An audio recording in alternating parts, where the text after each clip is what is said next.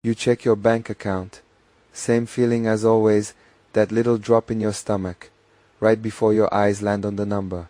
You tell yourself the same thing you always tell yourself. I just need to make more money. That's the whole problem. But here's the strange part. You already know people who make more than you do. Some of them make double your salary, some make triple, and they feel exactly the same way you do, late at night. So maybe the story you've been telling yourself is wrong. Maybe this was never really about the number on the screen. Let's slow down for a second here, because what you're about to hear is going to sound uncomfortable at first. Stay with it anyway. It gets clearer the longer you sit with it. This isn't another video about budgeting. This is about something underneath all of that. Your brain doesn't actually process money as numbers. It processes money as emotion.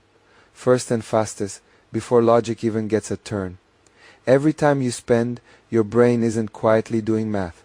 It's resolving a feeling. Stress, boredom, loneliness, even happiness needs somewhere to land, and spending is often where it lands. That's why you can know exactly how much is sitting in your account, down to the last dollar, and still swipe the card anyway, almost on autopilot. It's not a math problem. It's an emotional shortcut, one your brain takes thousands of times before you ever consciously notice it happening. Think about the last time you bought something you didn't actually need. Was it after a bad day at work, or after scrolling your phone for an hour? That's not weakness. That's your brain doing exactly what it evolved to do over hundreds of thousands of years, chasing quick relief, not long-term safety. Because long-term safety wasn't the priority back then. Money has only existed for a few thousand years. Your brain, the one making these decisions, is far older than that. It was built to help you survive today, not to plan for a version of you that exists 20 years from now in a world that didn't even exist yet. So when you try to just be more disciplined, you're fighting millions of years of hardwired biology with a small amount of willpower. And willpower runs out. Every single time without exception. It's not a character flaw. Nobody sat you down and explained this part. Most people go their entire lives thinking it's about being weak, when it was never that at all. This is where it actually gets interesting. Studies on financial behavior keep finding the exact same pattern over and over across completely different groups of people. People who struggle with money aren't usually the ones who understand finance the least. They're the ones under the most emotional pressure. At any given moment, stress shrinks your ability to think long term. There's actually a real name for this. It's called cognitive tunneling. When you're anxious about money, your brain literally narrows its focus down to almost nothing. It solves today's fire. It completely ignores next month's fire because it can't see that far anymore. So the more stressed you are about money, the worse your decisions actually get. It's a loop, feeding itself quietly, and most people never realize they're stuck inside it. Here's the part nobody ever really tells you. The people who seem good with money usually aren't smarter than you are. They didn't unlock some secret formula that got hidden from everyone else. They just built a system that doesn't rely on willpower at all. They automated the boring decisions completely.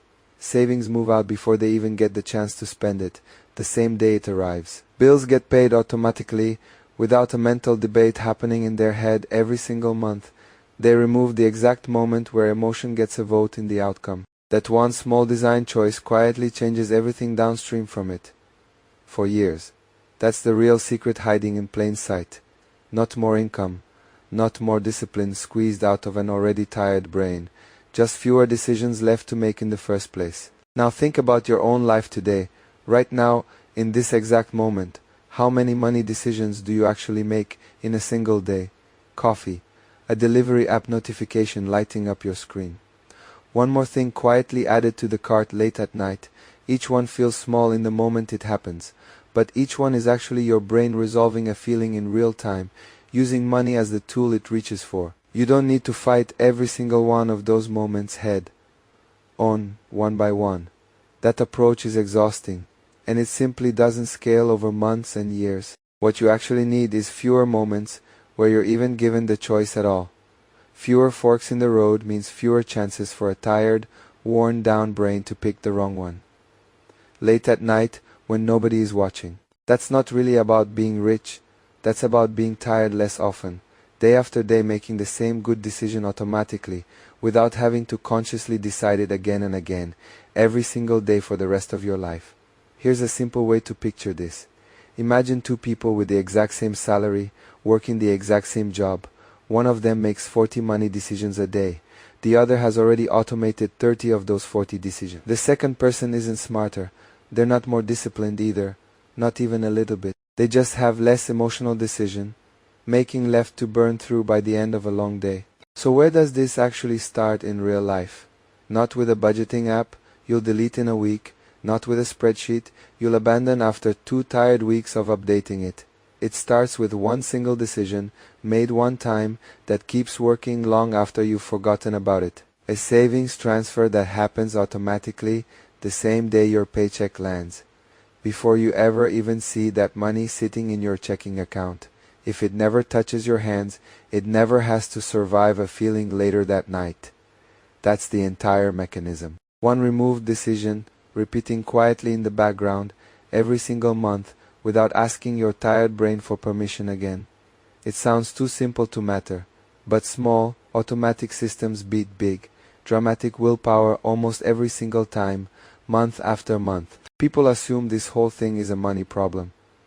It was never actually a money problem to begin with. It's a design problem. Your environment was deliberately built to ask your brain for a decision every few minutes of every day. Notifications, one-click checkout buttons. Be now, pay later showing up at the exact moment you're already stressed and vulnerable. None of that is an accident, not even slightly. It's built that way on purpose, by people studying exactly how your brain reacts. So the fix isn't becoming a stronger, more willful person through sheer effort. The fix is becoming someone who needs less strength in the first place. Because the system quietly decides for you before the feeling even shows up, before it gets a vote at all. So go back to that feeling for a second. The one you had checking your account earlier today, that familiar drop in your stomach. It was never really about the number on the screen in front of you. It was about how many decisions your tired brain had to make today, with absolutely no system behind it, catching each one before it even happened in the first place. That knot in your stomach isn't proof that you're bad with money, no matter what you've told. It's proof that you've been relying on willpower, in a fight where willpower was never designed to win, not against biology. Change the system, and the feeling slowly changes with it, without you having to force a single thing. You don't need more willpower tomorrow morning. You need one quiet decision, made once, that keeps working long after you've stopped thinking about it. Fix that one thing, and the number on the screen quietly starts taking care of itself over time. Not overnight, not with some dramatic before and after moment you can post about online, just a little more room, month after month, because one less decision is being made under pressure, in a tired moment, at the worst possible time.